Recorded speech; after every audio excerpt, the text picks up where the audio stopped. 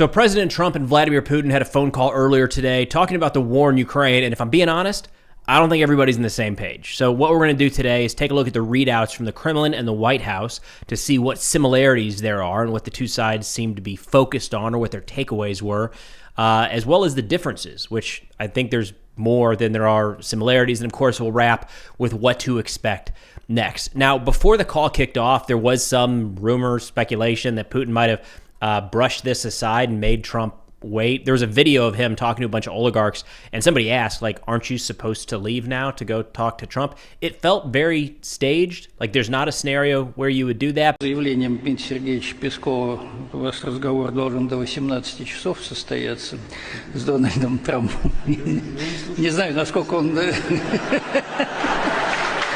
Работа такая. Ну, не знаю, сейчас надо посмотреть, что на эту фразу скажет Трамп. Может быть, он любит интервью давать, может, уже Трампа не упоминал. Не-не-не, он знает, что у нас дискуссии. Either way, that seems like a gossipy part of all this. Instead, we're going to focus on the actual outcomes of this meeting, which are the readouts from the Kremlin and the White House. So overall, a couple similarities between these two, and I will link both of these in the description below if you want to read them in their entirety. Pretty short, all things considered. Both hammered on the idea of peace, trying to bring about an end to the war in Ukraine. They both talked about the possibilities of a short-term ceasefire to get to that final end state of ending the war. Both hit on a couple times trying to heal bilateral relations between the United States and Russia. And then they both put forward kind of positive statements around negotiations going forward. So they were both optimistic, I think is the way that I would read that. Now, the differences, and this is where it really starts to diverge in a lot of ways. So first off is the framing of the war entirely. The White House framed the war as something that should, quote, never have started, and emphasized a broad long-term peace effort, nothing out of the ordinary. That's very similar language that we've heard from Trump for a long time. The Kremlin focused more on the root causes that still must be addressed for the conflict, which is usually a way of Russia talking about NATO, Ukraine possibly joining NATO, the militarization of Ukraine, which I would argue is Ukraine is probably more militarized now than they were when Russia first invaded. And Russia spent a lot of time in here talking about the accusations of Ukrainian sabotage and terrorist activity on their soil. Now, moving over to the ceasefire, which was, again, this is a big part that a lot of people were watching because just a few days ago, Ukrainian President Zelensky agreed to a 30-day ceasefire with no conditions. Just everybody stop killing each other for 30 days, and we'll see if we can sit down, Ukraine, Russia, maybe even the United States, and hash out some way forward to bring this war to a close. Putin at that point said, we'd like an end to the war, but this isn't exactly what we're looking for. So the ceasefire conversation here was big. Now, the White House, that readout, talks about a, quote, energy and infrastructure ceasefire as a stepping stone to a broader peace. The Kremlin readout talks about a 30-day ceasefire proposal with conditions that include halting military aid to Ukraine and stopping Ukrainian mobilization. They're on different pages there, is my read. And, of course, Ukraine is not in the room for this, so I don't know. We haven't heard yet from Ukraine what's their take on an immediate energy and infrastructure ceasefire. We should note that over the years, Russia has targeted a lot of Ukrainian energy infrastructure, a lot of their power grid, especially in major cities like Kyiv. It's been heavily damaged by Russia, plunging a lot of the civilians into darkness and cold in the middle of some of these winters. Meanwhile, Ukraine has been pretty successfully targeting Russian oil refineries and done some real damage there. So it appears that's what the White House is kind of pushing at this point, is this energy and infrastructure ceasefire. It looks like Russia wants to add a couple more conditions to that agreement. In fact, a direct quote from the Kremlin readout here is, quote, it was emphasized that the key condition for preventing the escalation of the conflict and working towards its resolution through political and diplomatic means should be the complete cessation of foreign military aid and the provision of intelligence information to Kyiv. So again, they're very focused in Russia during this ceasefire, even getting to the ceasefire. They want all military aid to stop, at least from the United States, but probably from all of Ukraine's partners entirely.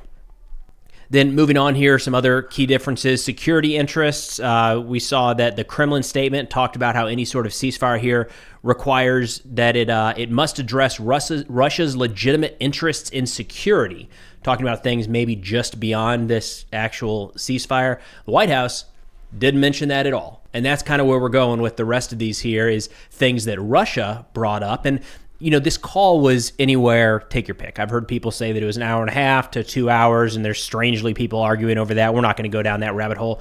But either way, let's say it was even just an hour, which I think is less than most are saying.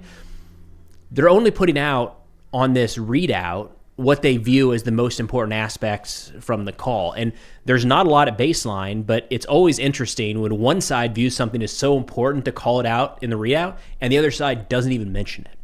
So continuing on with that, we have the Kremlin talked about a prisoner exchange coming up in the next few days, 175 Russians for 175 Ukrainians, and a goodwill gesture of releasing wounded Ukrainian POWs. The White House didn't touch on that at all. The Kremlin also talked about Trump apparently asking for mercy for the surrounded Ukrainian soldiers in Kursk, and Putin saying he will, he'll kindly agree to let them go. He'll spare their lives if they decide to surrender, is what the Kremlin said. White House, nothing, didn't bring that up at all. Now, that is something Trump brought up a couple days ago. He's repeatedly said for about the last week that Ukraine is surrounded in Kursk. We've talked about that in past videos. Ukraine is not in a good situation in Kursk, but they are also not surrounded. So anyways, Kremlin kind of hammering that point home, kind of reiterating their view that Ukraine is surrounded, and it's going to be mercy that Putin lays out for the Ukrainian people that are there. And the last one here, strangely, or maybe not strangely, but it was unique. Russia hammered on this idea of a hockey match between NHL and with NHL players between the United States and Russian players. There's been some issues there, of course, since the war began in 2022. Seems like it's an important thing for Russia to get that scheduled, or at least in the talks. United States, White House statement, no mention at all, just not even in there. Now, the text of these two agreements was about the same in length, so it is interesting, again, what is brought up in one and completely passed over in the other. Now, in terms of what comes next here, there's a couple key things we have to keep an eye on. First, it looks like both Russia and the United States have agreed to put together additional negotiating teams, move them somewhere in the Middle East, probably Saudi Arabia, like the last negotiations were where they were held. And it sounds like those are going to be happening any day now. Like, we might hear tomorrow that those negotiations are ongoing. Again, very optimistic from both sides, moving in that direction of continuing talks. A couple key aspects here are going to be Ukraine, of course. As I'm recording this, the last I saw was that Ukraine has not been filled in entirely about the details of this phone call, which means they also haven't been asked about this ceasefire proposal. So again, we've got the United States kind of floating this infrastructure ceasefire, no attacking. Essentially, Russia don't attack Ukrainian civilian infrastructure, and Ukraine don't attack Russian oil and gas infrastructure is kind of the agreement there that the White House is floating. Of course, Russia says we want that and more, and Ukraine doesn't even know the details of it yet to say yes or no. So that's going to be an important aspect here as well. But look, it is a big step that we have the leader of the United States and the leader of Russia talking through this in any way, shape, or form. So it's certainly worth keeping an eye on. But that's all I've got for now. Thanks for watching, and I'll see y'all next time.